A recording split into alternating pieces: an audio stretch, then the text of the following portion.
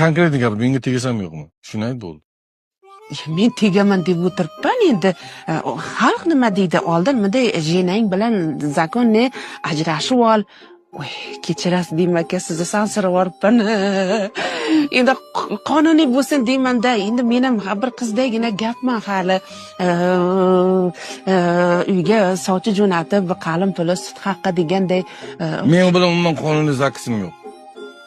Yo'qmi? Keyin ikkinchi masalani qo'y, uy mening nomimda emas. Kimnikida? Onam mamamning nomida. Mamang necha yosh? 68. Hech qancha qolmabdi aynan. Nima qolmabdi chanchi?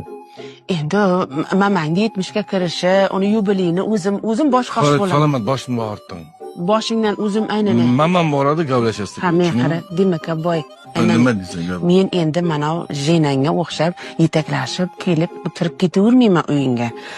Hay yor bo'lsin. Ana bunday bir Ozodbek, Nazarbek chaqirmaysanmi to'yga bir?